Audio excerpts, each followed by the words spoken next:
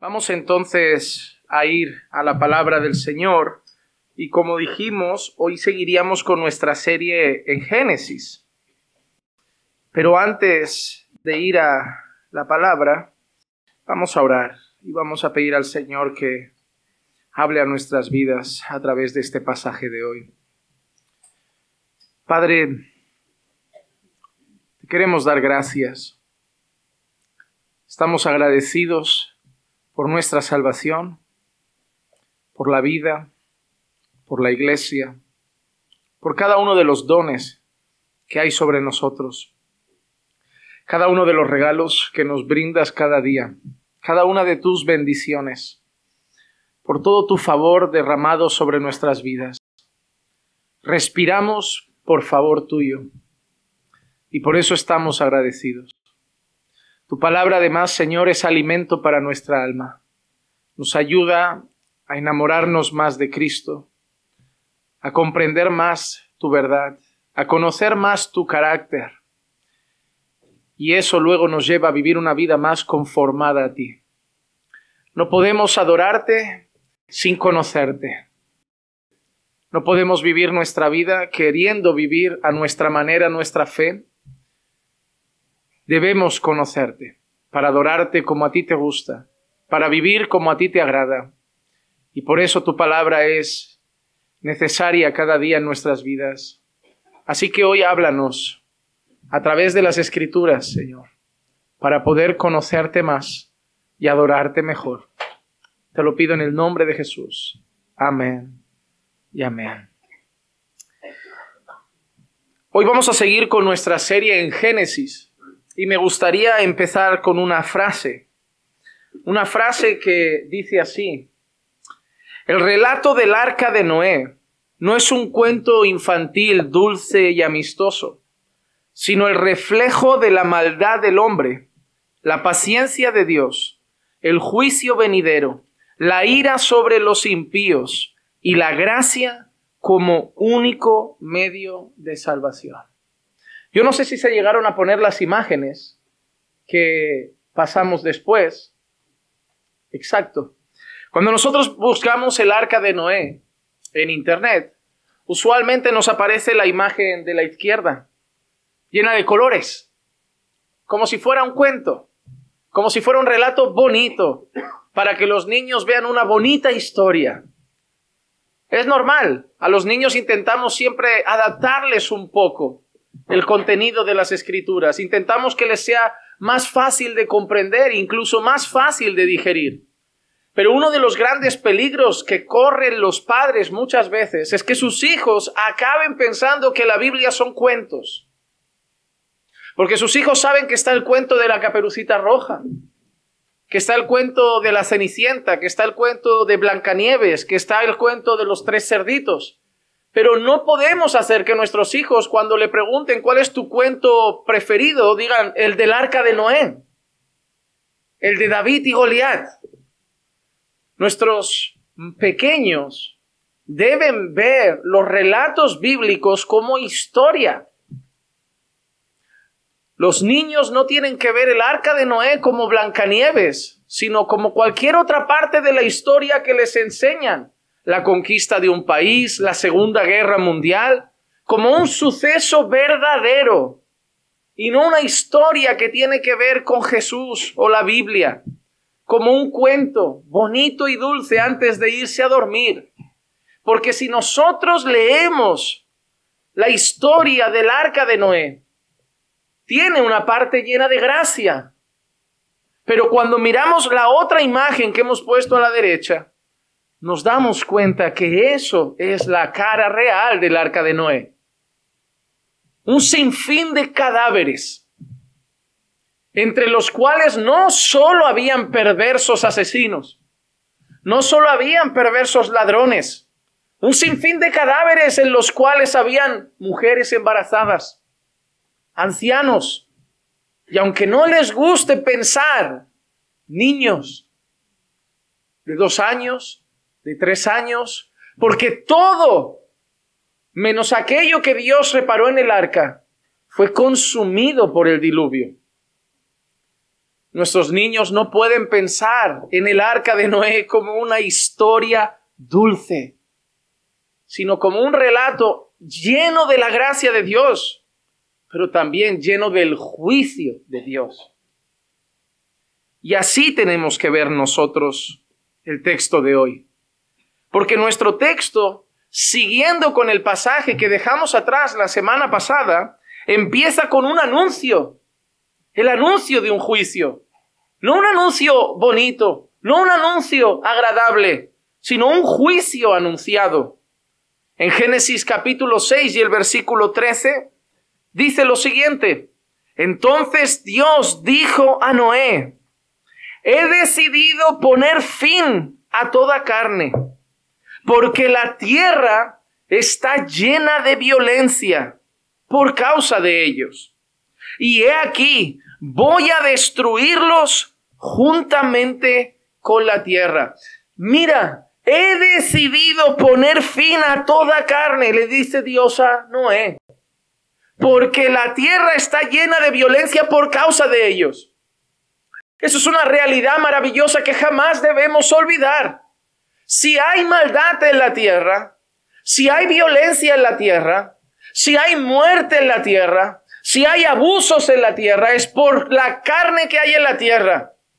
Y cuando dice toda carne, no se refiere a los animales, no se refiere a los leones, no se refiere a los tigres, se refiere al hombre, se refiere al ser humano. La tierra está llena de violencia por nosotros. Somos los hombres los que hacemos bullying en la escuela al niño que tiene una discapacidad. Somos los hombres los que maltratamos.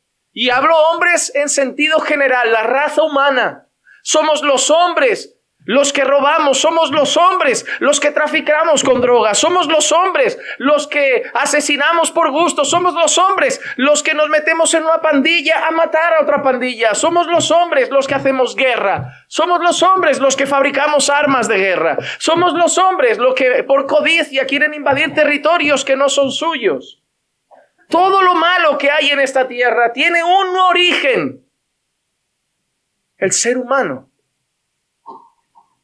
Y para que Dios elimine toda maldad de la tierra, en ese entonces sí hay que hacer una cosa: eliminarnos a nosotros. Eliminarnos a nosotros. Nosotros y nuestro pecado somos la causa de todo mal.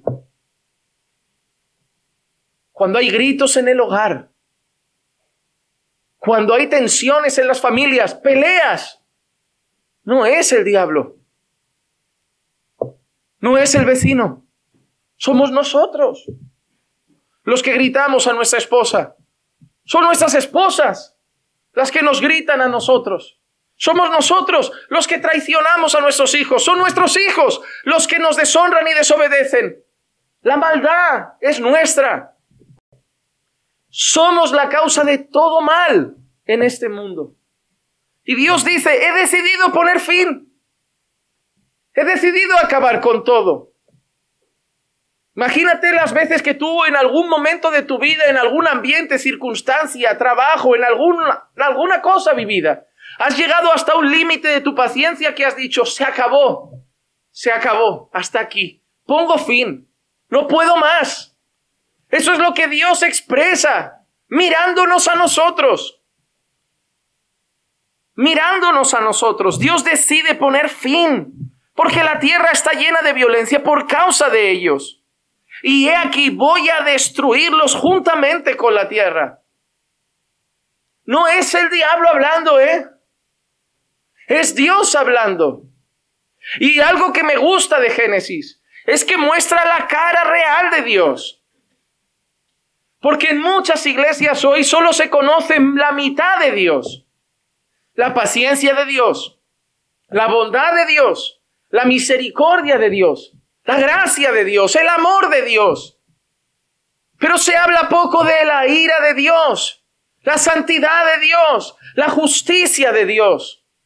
Y vamos a ver la expresión de su ira contra el pecado. Este es Dios. Hermano amado, el Dios que envió a su Hijo a morir por tus pecados es el Dios del diluvio. El Dios que sana a un enfermo y da vista al ciego y levanta al paralítico es el Dios del diluvio. Es el Dios que le dijo a un rey, ve a esa nación y mátalos. Es el Dios que se tragó a un pueblo en el desierto. Es el Dios que consumió Sodoma y Gomorra con fuego y azufre.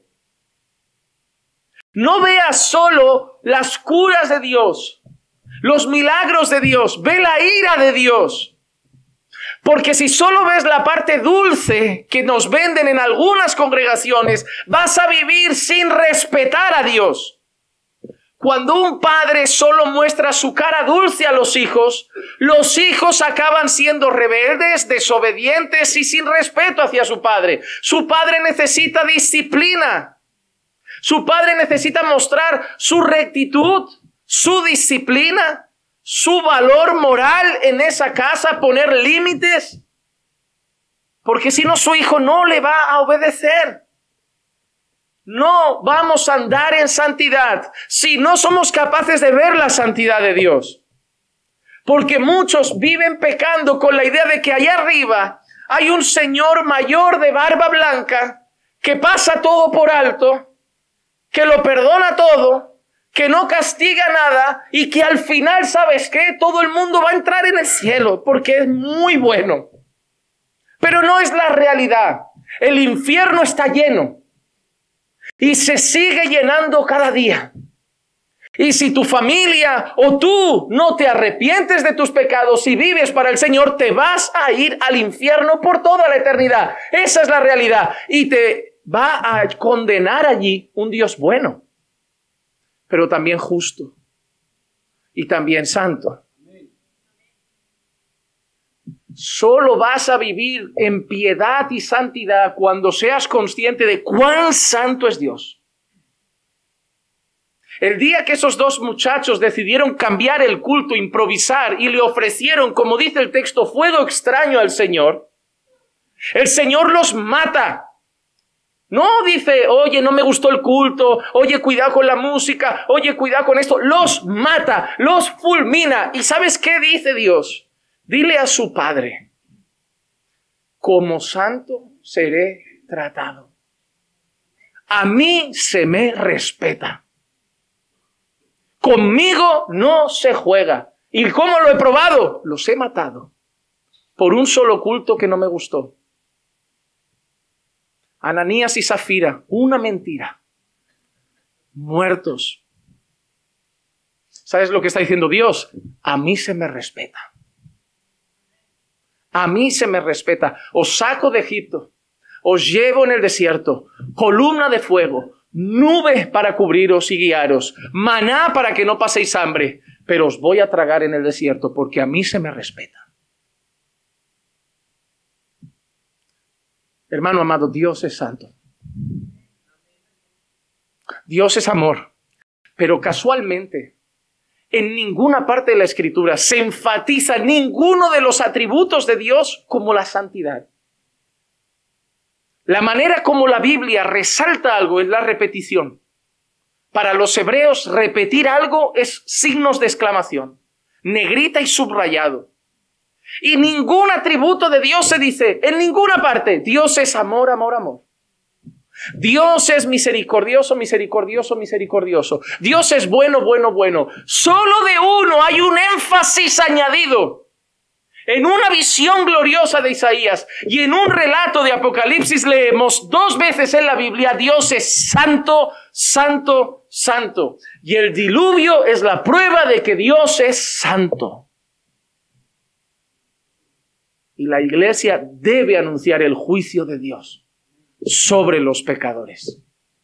Tenemos iglesias llenas de mundo, iglesias donde no hay respeto en el culto, iglesias donde la gente se distrae en las predicaciones, ya no hay respeto por la palabra, ya no hay respeto por la alabanza, ya no hay respeto cuando el pueblo está orando. Yo voy andando por la iglesia, no me apetece orar, ellos que oren, yo voy al baño, yo abro, yo cierro. No hay respeto. Porque la iglesia está presentando a un Dios que parece dulce de leche. en vez de un Dios santo que pide, a mí se me respeta. Están hablando conmigo. Si no vas a estar orando, quédate fuera. Pero se respeta mi tiempo de oración porque están hablando con el Santo de Israel. Si no vas a querer escuchar la prédica y vas a ver el móvil, cuchichear o distraerte, puedes quedarte fuera. Pero mientras yo hablo, porque cuando la Biblia se hable, Dios habla, a mí se me respeta. Esto no es lugar para distracciones. Esto no es lugar para jugar. Esto no es lugar para el móvil. Esto no es lugar para limarse las uñas. Esto no es lugar para ir mirando a los lados a ver qué hace la gente. Esto es lugar para tratar a Dios como santo. Se juega en casa, en el parque, en la calle. Ahí miramos el móvil, nos limamos las uñas, lo que queramos. Pero no en su presencia, no en su culto. El diluvio nos dice algo. A mí se me respeta. Y Dios anuncia un juicio lleno de destrucción por causa del pecado de los hombres. Pero lo maravilloso es que Dios nunca esconde el juicio de su pueblo. Dios le revela a Noé su juicio. A Noé no le pilla por sorpresa lo que Dios va a hacer. Y no es la primera vez que Dios, no es la única vez en la Biblia que Dios anuncia a sus siervos lo que Él va a hacer, para que no les pille por sorpresa. Por ejemplo, vemos algo parecido con Abraham. En Génesis 18, versículo 17 y 18 dice lo siguiente: y el Señor dijo, ¿ocultaré a Abraham lo que voy a hacer? Puesto que ciertamente Abraham llegará a ser una nación grande y poderosa, y en él serán benditas todas las naciones de la tierra. Mira qué pregunta, ¿ocultaré a Abraham lo que voy a hacer? ¿Alguien que haya leído Génesis un poco sabe lo que iba a hacer Dios en esa historia? ¿Qué iba a hacer Dios? Destruir Sodoma y Gomorra. Pero mira qué hace. Ocultaré a Abraham lo que voy a hacer. ¿Avisaré o no a Abraham? Claro que lo aviso, es mi siervo. Hay un propósito para su vida de redención. Tiene un propósito en el plan de redención. Por eso Dios también advirtió a Noé. De la misma manera podemos ver, ¿ocultaré a Noé lo que voy a hacer? No es parte de mi propósito en el plan de redención. Abraham es parte del propósito en el plan de redención. Y sabes que doy gracias a Dios que a mí no me ha ocultado tampoco su juicio. Porque el juicio de Dios viene, pero a mí no me lo ha ocultado. A mí me abrió los ojos y yo creo que viene juicio. Y yo creo que viene un juicio en el que todo el mundo pasará delante del Señor y muchos serán condenados por toda la eternidad. Y a mí Dios no me ha dejado rebelde, negando el juicio. Me abrió los ojos y el corazón y yo creo en ese juicio. No encubrió el juicio de Noé, no encubrió el juicio de Abraham. Y por su gracia no lo ha encubierto de nosotros. Porque hay un mundo ahí que no sabe que viene juicio, y hay un mundo ahí que no cree que viene juicio, y hay un mundo ahí que se burla de ese supuesto juicio.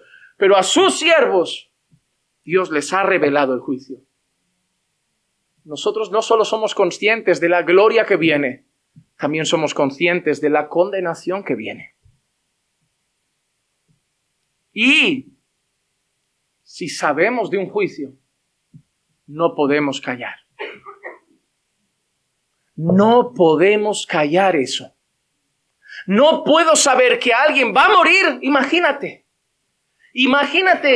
que tienes una enfermedad, cáncer. Y tu médico piensa, ¿cómo le digo esto? Le voy a arruinar la vida. Le voy a hundir en la miseria. ¿Cómo le diga hoy cuando venga por la analítica y le diga, mira, lo siento, es cáncer? Se me deprime, se me viene abajo, le voy a estropear la tarde, la semana, el mes, el año. ¿Sabes qué? Me lo callo.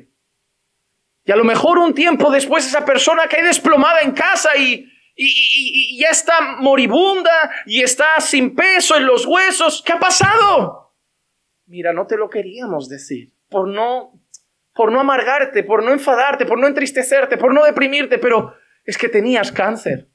Ya, pero si me lo hubieras dicho, podíamos haber peleado con la quimio, podíamos haber peleado de alguna manera, podíamos haber intentado enfrentar a esto, no. Ya, pero no quería que estuvieras triste, pero es que ahora ya no tengo oportunidad, ahora me muero, ya no hay cómo luchar. Nosotros no podemos evitar a la gente que porque no tengan un mal día, una mala tarde, un momento tenso, ocultar el juicio y ofrecer la oportunidad de que se arrepientan de sus pecados. Yo veo evangelistas, creyentes, que su manera de evangelizar siempre es ocultando el juicio. Es que si hablamos de eso, pastor, no van a creer. Es que si hablamos de eso, nunca vendrán a la iglesia. Vamos a contarles lo bonito de la historia. ¿Pero qué es lo bonito de la historia? No, pues que Jesús murió por sus pecados. ¿Y sabes qué significa la muerte de Jesús? Juicio. Es que la historia de la salvación es una historia de juicio. Un juicio que o pagas tú o paga Jesús. Pero un juicio que se tiene que pagar. Y yo doy gracias a Dios que no pago yo, que lo pagó Jesús por mí, pero el juicio hay que pagarlo. Toda mi condenación vino sobre Él, todo lo que yo iba a pasar por la eternidad vino sobre Él. Alguien tenía que pagar. Hay que pregonar el juicio de Dios. Ezequiel capítulo 7, versículo 1 al 3 dice, y vino a mí la palabra del Señor diciendo, y tú, hijo de hombre, di, así dice el Señor a la tierra de Israel. El fin viene sobre los cuatro extremos de la tierra. Ahora viene el fin sobre ti, enviaré mi ira contra ti. Te juzgaré conforme a tus caminos y traeré sobre ti todas tus abominaciones. ¿Sabes por qué mataban a los profetas? Hoy se los rifan. A los supuestos profetas hoy se los rifan. Hoy los llevan de un país a otro a sus campañas, porque los profetas de hoy, ¿sabes qué dicen? Dios trae cosas grandes. Veo algo grande. Veo un ángel con una llave. Veo una puerta abierta. Veo una ventana abierta. Veo una casa. Veo un coche. Veo empresas. Veo lujos. Veo prosperidad. Veo que lo que te estancaba las finanzas se rompe. Hoy ven todo eso. Pero ¿qué veía Ezequiel? Viene juicio. ¿Qué venía Jeremías? Viene juicio. ¿Qué venía Habacuc? Viene juicio. A nadie le gusta oír de juicio. ¿Y cómo podemos hacer que los profetas dejen de hablar de juicio? Mátenlos. Mátenlos. Porque mientras un profeta tenga lengua, ¡ay de ti! Es como empiezan. Pero un profeta no teme a nadie, ni a un rey. Si no mira a Natán.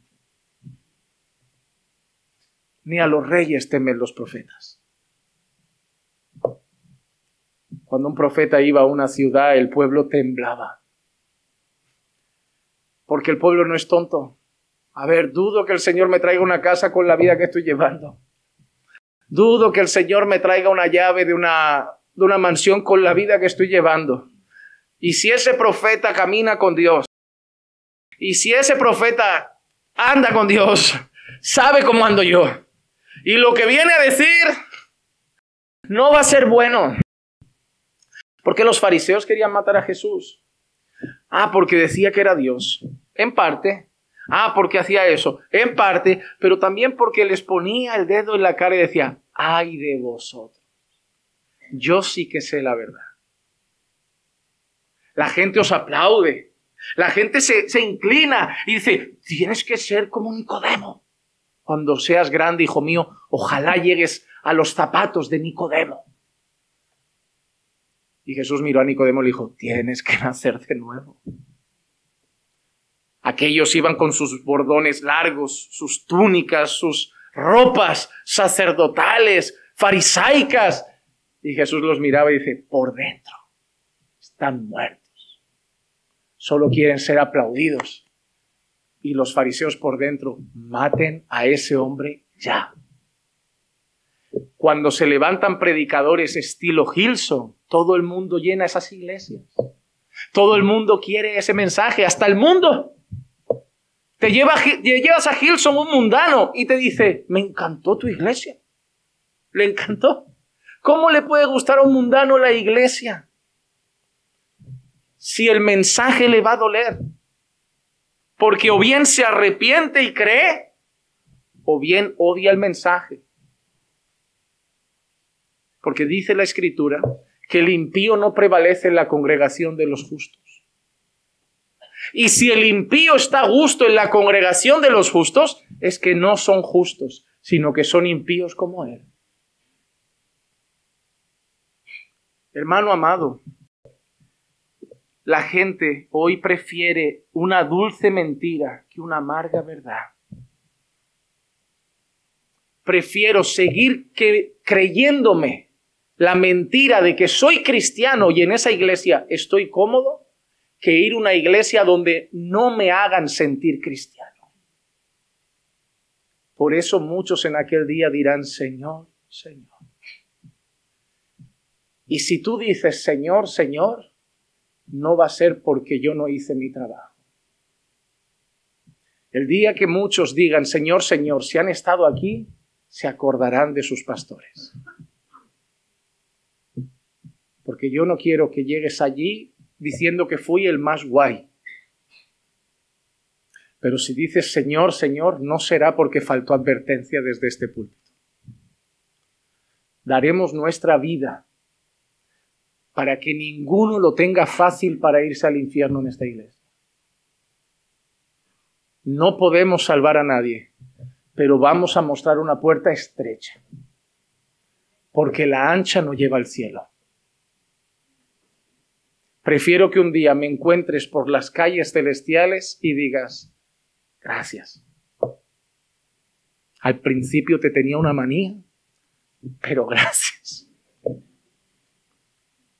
Ahora, en medio de este mensaje de juicio, Dios encomienda un medio de salvación.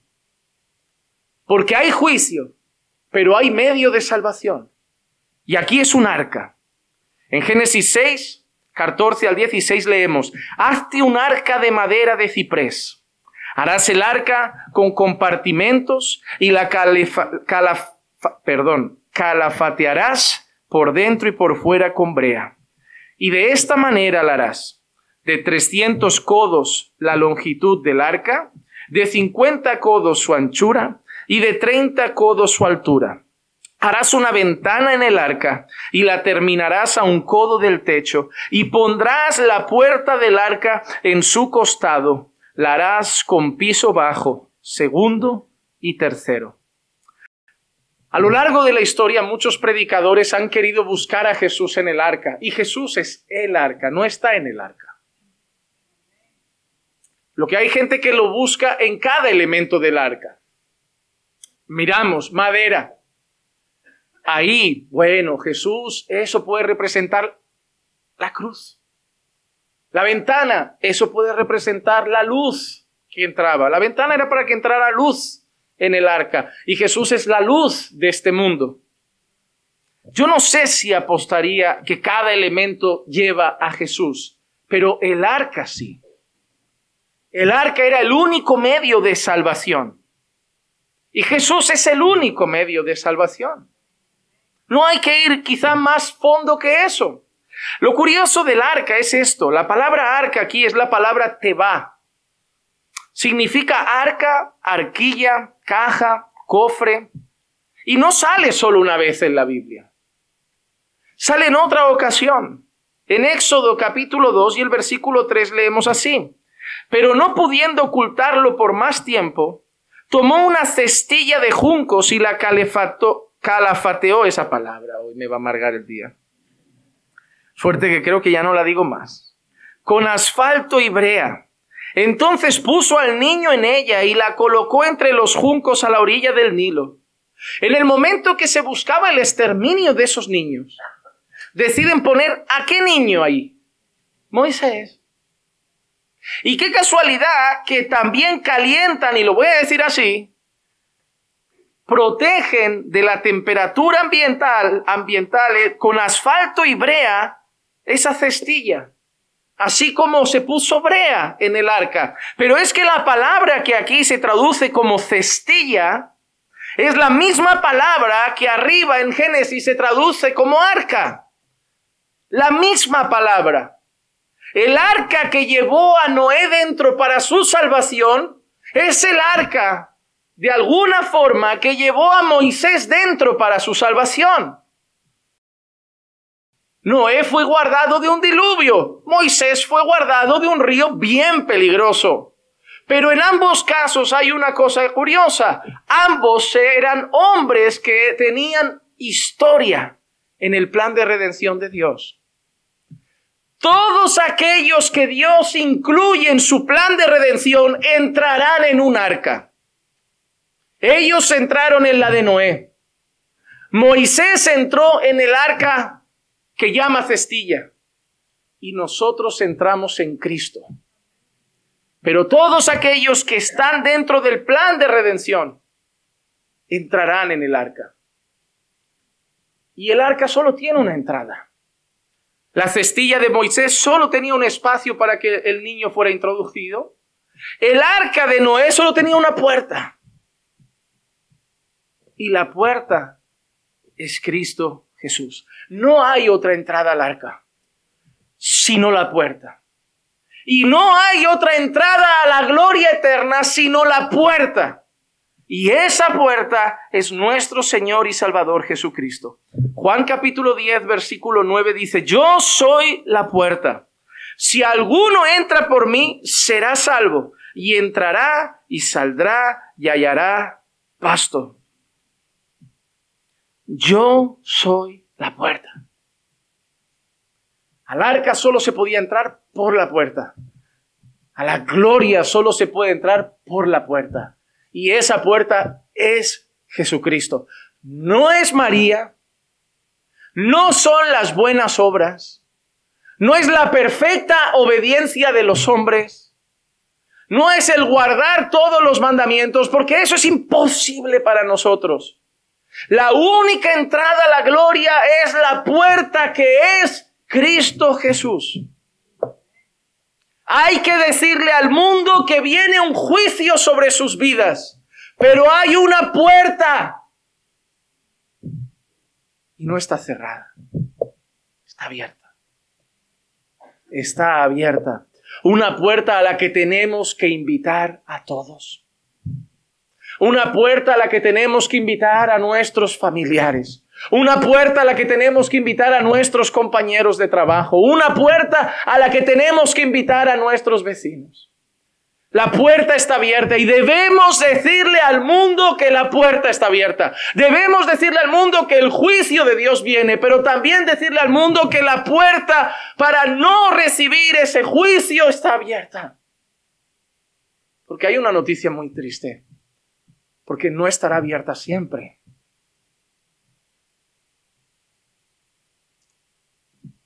Seguro que entre nosotros hay alguien que por vergüenza o por miedo o por cobardía no habló a alguien que amaba de la puerta. Y esa persona un día murió. Y mientras todos engañados en ese funeral decían, descansa en paz, él se decía a sí mismo, lo sabía y no le hablé. Fui cobarde. Y ya la puerta no está abierta para él. La puerta no va a estar siempre abierta para tu hijo. Y la muerte de tu hijo no tiene por qué llegar con 80. Puede llegar con 20. Puede llegar con 30. La puerta no va a estar siempre para nuestros padres abierta. Ni para nuestros hermanos abierta. Y el mundo no sabe de la puerta, pero tú y yo sabemos de la puerta. Hay un relato de la Escritura que me da miedo, porque siento que hay una gran responsabilidad sobre nosotros. Hay un relato en el que el Señor dice, si hay una atalaya y ve peligro y no avisa, la gente que muera morirá por su culpa, pero al atalaya yo les demandaré su sangre. Pero si el atalaya les dice, viene enemigo, viene juicio, y la gente lo ignora, la gente morirá por su culpa, pero del atalaya yo no diré nada, porque él hizo su parte. Si la gente después de alertarles se pierde, yo hice mi parte. Pero yo sé que voy a estar delante del Señor y a lo mejor enfrento la pregunta de ¿por qué no le dijiste nada?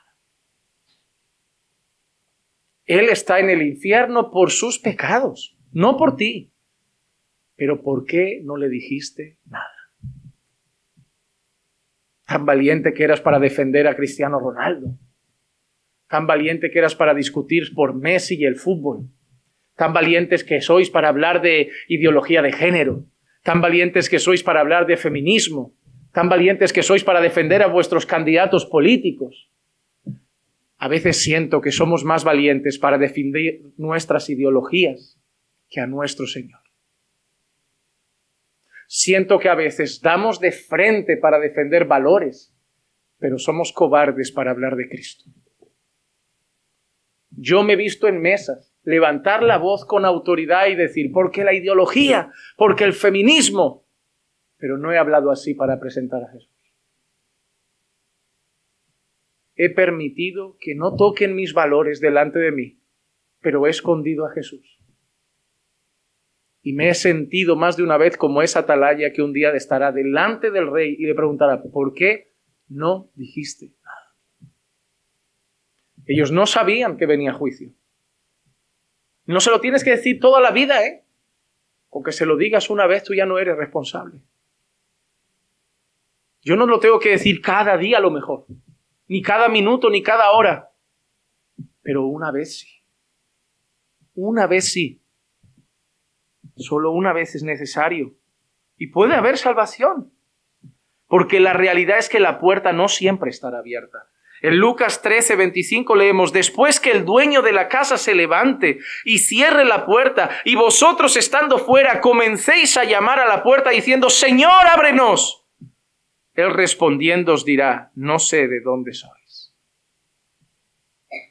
Hermano amado, hay gente que se quedará a la puerta, pero ya estará cerrada. Pero mientras está abierta debemos decirle a la gente, viene un juicio, pero hay una puerta. Ahora, el Señor también anuncia el alcance del juicio.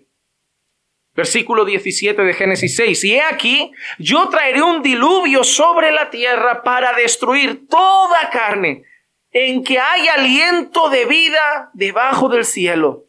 Todo lo que hay en la tierra perecerá. ¡Wow! Ese es el alcance del juicio de Dios. Toda la tierra. Absolutamente toda la carne, absolutamente todo lo que tiene aliento perecerá. Y hermano amado, no dice el diablo traerá un diluvio. No dice la madre naturaleza traerá un diluvio. No dice el universo traerá un diluvio. Porque te voy a decir una cosa, yo me estoy encontrando últimamente gente que parece más espiritual, pero me dicen, no soy religioso, soy espiritual. Digo, cuéntame eso. Yo creo en el universo. ¿Cómo es eso? Lo que tengo me lo ha mandado el universo. El fruto de la cosecha me lo ha dado la madre tierra. Estás peor que yo. Yo pensaba que yo estaba mal, pero tú estás peor. Pero ahí ves la necedad del hombre. Dios no existe. El universo me manda las cosas. Dios no existe. Pero yo soy un borde porque soy Géminis. O soy romántico porque soy Aries. Yo me quedo. Pero yo no creo en Jesús. ¿Y en qué crees? En Capricornio. En que Saturno, Venus y Júpiter se han alineado. Y tengo un buen día. Y que hoy estoy feliz porque hay luna llena. Y eso significa que la patata va a crecer fuerte. Y el tomate va a dar más fruto. Digo, por el amor del Señor. Yo te digo, amado hermano, que a veces tengo esas conversaciones e intento no reírme porque me lo dicen serio. Yo tampoco quiero que se rían cuando le hablo de Dios y yo... Dame serenidad porque por dentro me está entrando una carcajada. Pero yo quiero que me respeten. No me puedo burlar de ellos. Pero a veces me entra una de estas de ser como Elías y digo, a ver, llama al universo, que me traiga ahora un bol de patatas o algo. Me siento así como, ¿por qué Elías tuvo ese tono irónico? Yo disfruto esa historia. Pero no hay que ser como él. que a veces usamos las historias que nos apetecen. Como yo me burlo porque Elías se burló. Cuando andes como Elías, ores como Elías y vivas como Elías, intenta actuar esa parte con Elías. Porque me parece que lo único que tienes de Elías es la burla. Y me parece que eso no era lo que Dios nos quería enseñar en la historia. Pero lo más bonito aquí es que quien trae el diluvio es Dios. Quien arrasó con toda carne es Dios. Quien arrasó con los niños que habían en aquel entonces es Dios. Porque el Salmo 29:10, mira qué expresión dice. El Señor se sentó como rey cuando el diluvio. Estaba el diluvio cayendo y había un rey. Mientras el mundo se consumía por el agua, el rey estaba en su trono, gobernando las aguas, mandando las aguas. Como rey se sienta el Señor para siempre. Y así, como el juicio iba a alcanzar a toda carne, menos aquellos que Dios escogió salvar, el juicio venidero será igual. Nadie se librará del juicio de Dios. Segunda de Pedro 3, del 5 al 7 dice, pues cuando dicen esto, no se dan cuenta de que los cielos existían desde hace mucho tiempo y también la tierra, surgida del agua y establecida entre las aguas por la palabra de Dios, por la cual el mundo de entonces fue destruido, siendo inundado con agua, pero los cielos y la tierra actuales están reservados por su palabra para el fuego, guardados para el día del juicio y de la destrucción, no de todos, de los impíos, porque algunos han entrado por la puerta. Tú y yo estamos en el arca. Tú y yo no veremos destrucción. Tú y yo no veremos destrucción. Pero ¿a quién alcanzará el juicio? Como en los días de Noé, a toda carne, a todo el que no está en el arca.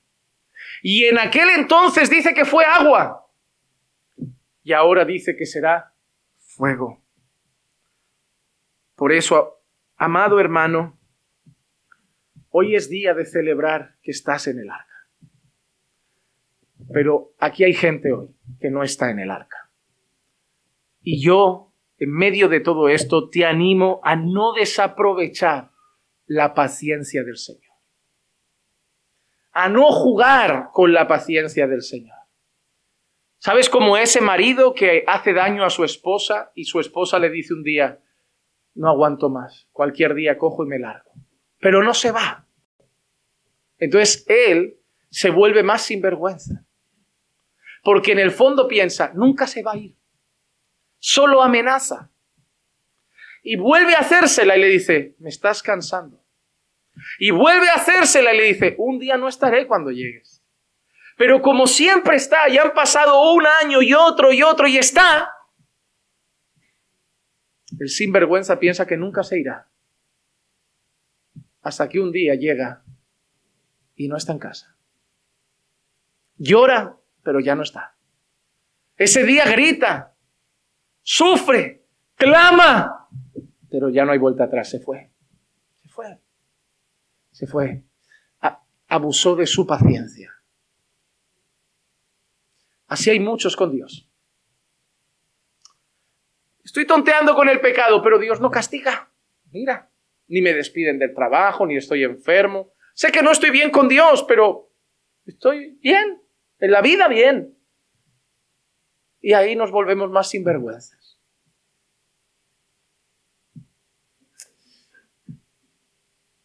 Que no te caiga un rayo. No es que Dios esté sonriendo. Es que Dios es lento para la ira. Pero es lento. No es que no se ire. Es lento. Pero el día que diga basta, horrenda cosa es caer en las manos de un Dios airado. La misericordia de Dios no es para jugar, es para agradecer. Porque a veces hacemos cosas que sabemos que el salario del pecado es la muerte. Nos despertamos por la mañana y nosotros que sabemos que sus misericordias se renuevan cada mañana, sabiendo que mereceríamos la muerte, en lugar de volvernos más sinvergüenzas, deberíamos llorar quebrantados y decir: merezco muerte y me volviste a levantar. Ayúdame a obedecerte. No quiero abusar de tu gracia, quiero honrar tu gracia. No abusemos de la paciencia de Dios. Salmo 103:8, compasivo y clemente es el Señor, lento para la ira y grande en misericordia, pero el día de la ira llegará. Ahora, en medio del juicio, en medio del aviso de juicio, siempre hay supervivientes. El Señor siempre ha tenido un pueblo. Igual que en los tiempos de Baal, hubieron 7,000 que no doblaron sus rodillas. Igual que en Babilonia, Daniel no se postró, ni sus amigos se doblaron ante la estatua de Nabucodonosor. Siempre ha habido un pueblo guardado por el Señor para salvación. ¿Qué instrucciones les dio Dios? Génesis 6 del 18 al 21 dice: pero estableceré mi pacto contigo, y entrarás en el arca tú, y contigo tus hijos, tu mujer, y las mujeres de tus hijos. Y de todo ser viviente, de toda carne, meterás 2 de cada especie en el arca. Cuidado porque esa palabra especie es importante. Uno de los grandes debates en la historia es cómo cabía tanto bicho ahí dentro. Pero es que el Señor no dice 2 de cada clase, tipo, especie. Por ejemplo, hoy tenemos caniche, chihuahua, Shar-Pei, Fox Terrier, Rottweiler, Pitbull, Bull Terrier. Pero es una especie. Es una especie.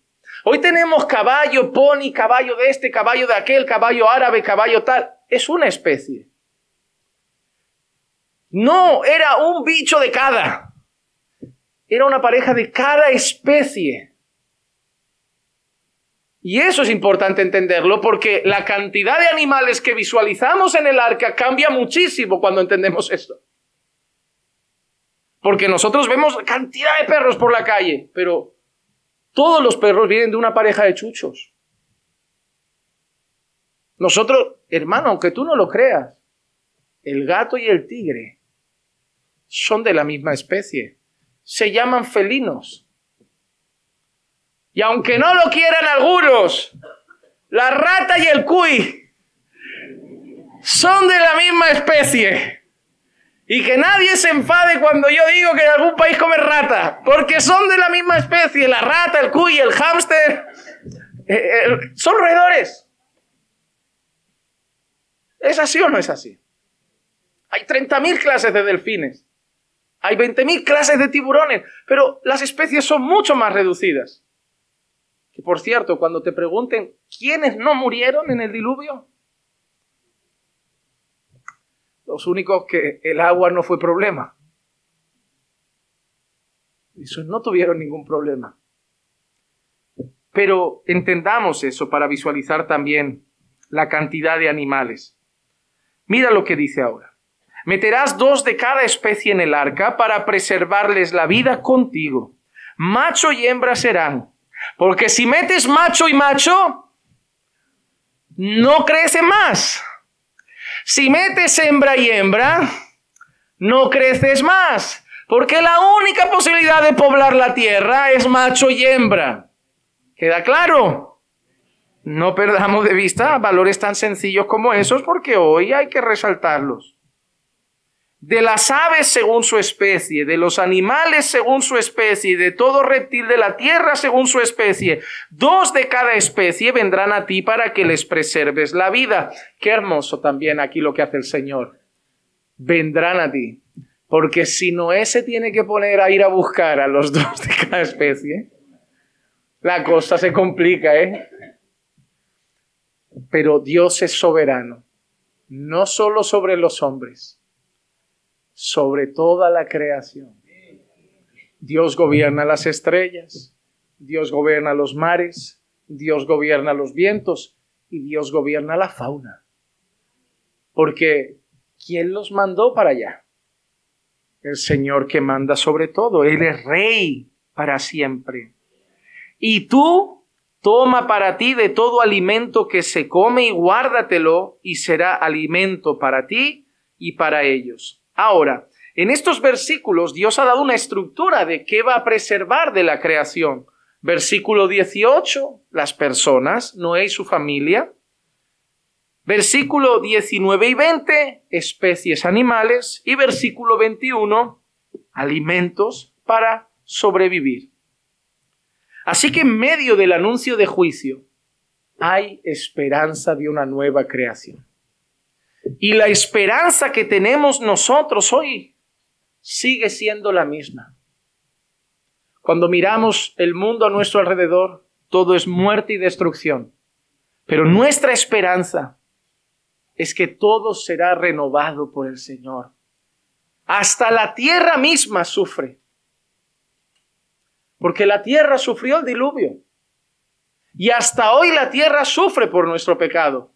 Pero Romanos 8, 20 y 21 dice, porque la creación fue sometida a vanidad, no de su propia voluntad, sino por causa de aquel que la sometió, en la esperanza de que la creación misma será también liberada de la esclavitud de la corrupción a la libertad de la gloria de los hijos de Dios. El paraíso que se perdió será recuperado. Satanás entró en la historia intentando destruir lo perfecto de Dios. Y Dios le está diciendo a Satanás, jaque mate. Tú puedes hacer lo que quieras, pero el paraíso que yo hice, el paraíso se quedará. Porque esa es la historia de la redención. La historia de la redención no es tu perdón de pecados, es la historia de la redención de todo. Porque nuestro pecado rompió todo. Dios no solo nos está salvando a nosotros, Dios está redimiendo la creación también. Y la creación lo sabe y gime esperando ese gran día. Así que ante el aviso de juicio, las instrucciones del arca y el aviso de cómo tenían que entrar ahí, la respuesta de Noé es la única que Dios podía esperar. Versículo 22 del capítulo 6 de Génesis y termino. Y así lo hizo Noé, conforme a todo lo que Dios le había mandado, así hizo. Porque cuando Dios da una orden, lo que Dios espera es solo una cosa. Así hizo Noé, conforme Dios había mandado. Hermano amado, Dios te ha dado una orden de qué marido debes ser. ¿Y sabes qué espera Dios? Que así hagamos nosotros como Dios ha mandado. Hermana amada, Dios te ha dado una orden de qué clase de esposa y mujer debes ser. Y a mí no me importa, y no me tomes mal estas palabras, tus sentimientos y tus películas. Lo único que Dios espera es que seas esa mujer que Él ha mandado ser. Porque nuestro ombligo siempre va a justificar por qué yo no lo hice. ¿Por qué yo no he actuado así? Porque para cada pecado tenemos un pero. ¿Por qué la traicionaste? Pero no me hacía caso. ¿Por qué no te esfuerzas por volver a reconstruir tu hogar con tu hijo, tu relación perdida con tu hijo? Porque él no quiere saber del Señor. Siempre pondremos un pero para no ser la madre que debemos ser, el padre que debemos ser, el esposo y la esposa que debemos ser, los hijos que debemos ser. Siempre encontraremos a quien culpar, como lo hizo Adán, como lo hizo Eva. Pero cuando Dios da una orden, no nos pregunta cómo nos sentimos con la orden, no nos pregunta si la orden nos va bien en nuestra vida actual. Dios solo espera que, como Dios dijo, hagamos conforme a Él ha mandado. Porque Dios no dijo, te daré una orden y será fácil. Dios no dijo, te daré una orden y tu vida será tan perfecta que cumplirla no te va a costar. No, Dios te ha pedido ser esa mujer con un marido difícil. Y Dios también le ha pedido a Dios ser ese hombre con una mujer difícil. Y Dios le ha pedido a los padres ser esos padres con hijos que son rebeldes. Y le ha pedido a los hijos honrar a unos padres que se equivocarán un montón. Dios sabe que eso va a ser así, pero quiere que obedezcas lo que Él manda.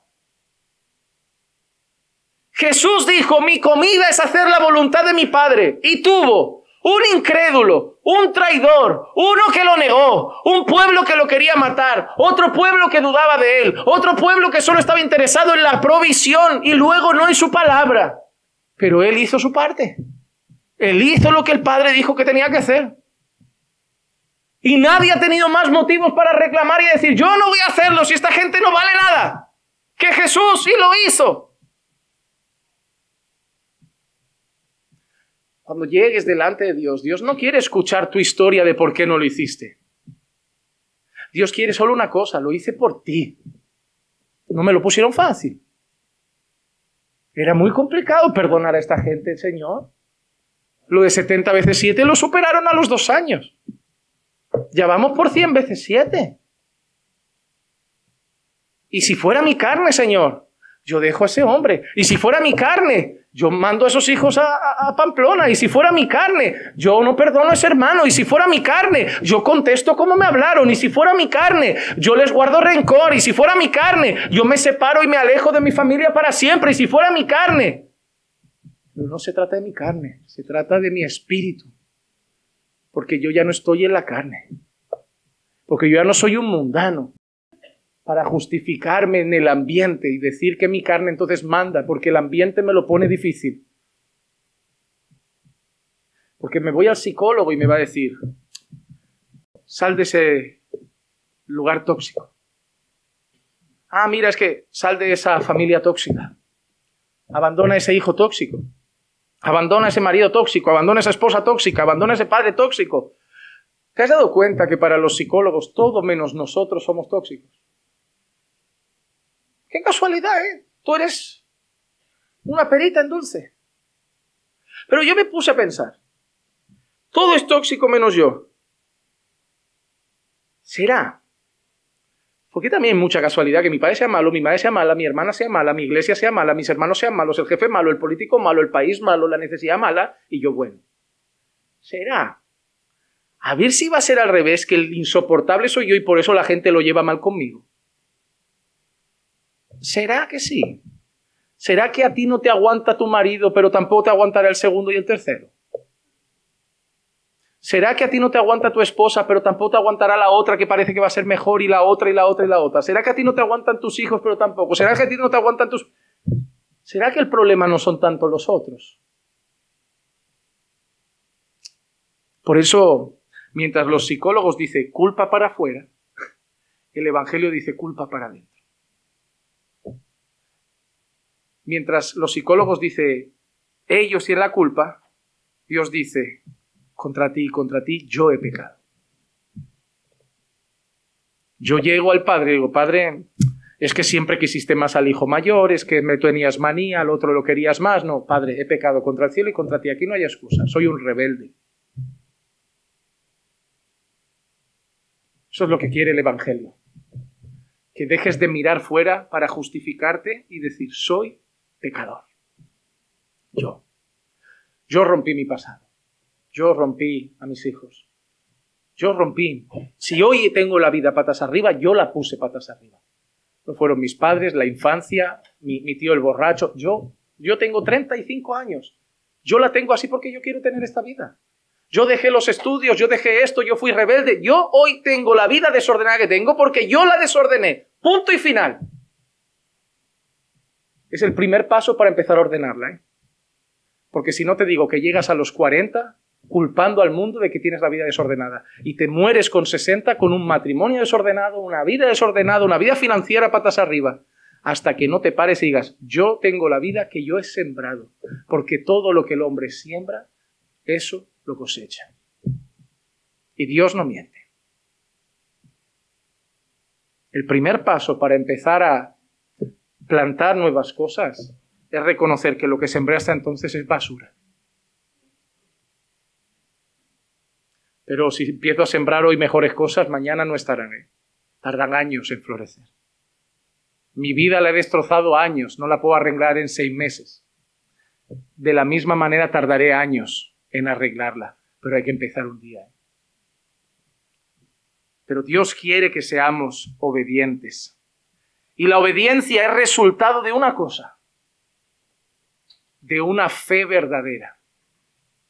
En Hebreos 11:7 dice, por la fe Noé, siendo advertido por Dios acerca de cosas que aún no se veían, con temor preparó un arca para la salvación de su casa, por la cual condenó al mundo y llegó a ser heredero de la justicia, que es según la fe. Y mira qué interesante, ahí te habla de la salvación de Noé. Heredero de la justicia, que es según la fe. Como nosotros, justificados pues por la fe, tenemos paz para con Dios. Y mira que dice, siendo advertido acerca de cosas que aún no se veían, lo hizo. Por fe, porque la fe es la certeza de lo que se espera, la convicción de lo que no se ve. Yo no que veo ni una gota, pero si Dios dice que va a haber lluvia, aquí va a llover. Y yo puede ser que no sienta el juicio cerca, pero si Dios dice que va a haber juicio, va a haber. Porque Dios cuando habla cumple. No es como nosotros. Noé fue un hombre de fe y Santiago dice que la fe sin obras es muerta. La evidencia de la fe de Noé fue que Noé hizo todo lo que Dios le había mandado. Porque la salvación de Noé no es fruto de Noé. Noé entró en el arca, su esposa entró en el arca, sus hijos entraron en el arca y sus nueras entraron en el arca por la misma manera o por el mismo motivo que tú y yo hemos entrado en el arca, que es Cristo. Por pura gracia. En Génesis 6:8 leímos, mas Noé halló gracia ante los ojos del Señor.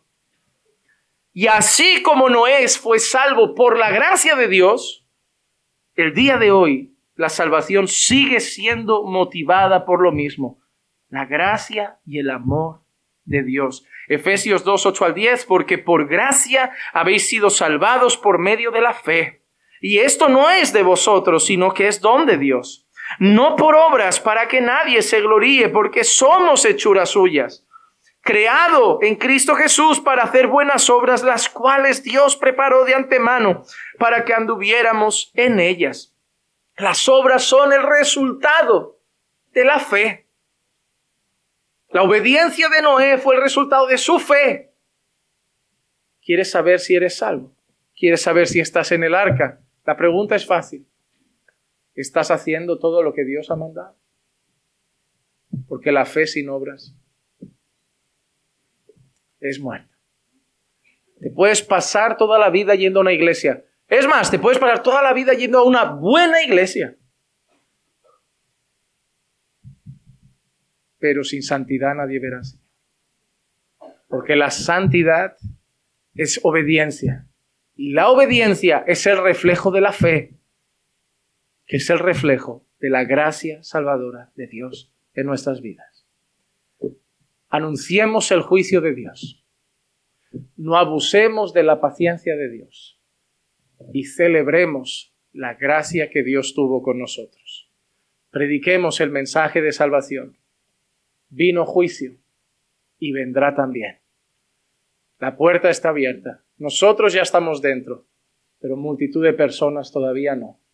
Y un día se cerrará. Y no queremos estar ante Dios y decir, no anunciamos que el arca estaba abierta. Que Dios nos dé valentía y coraje para ser la iglesia que necesita en este tiempo. Como fue Noé, el hombre que Dios quiso en aquel tiempo. Un pregonero de justicia. Vamos a orar. Padre, gracias por tu palabra. Gracias por este mensaje que un día más habla nuestras vidas y trata con nuestros corazones. Levanta una iglesia valiente para anunciar el mensaje de salvación, sin esconder el juicio venidero, con la confianza de que aquellos que tú has escogido desde antes de la fundación del mundo, creerán y serán salvos por gracia y misericordia. Señor, también quiero darte gracias, porque tú tuviste gracia de nosotros.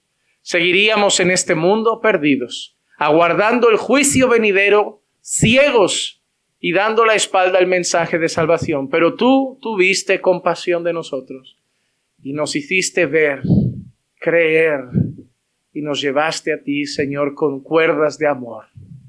Gracias, bendito Dios, por no haber dejado que nos perdiéramos y habernos salvado entrando en el arca que es Cristo Jesús. Y en su nombre oramos, en el nombre de Jesús. Amén, amén y amén.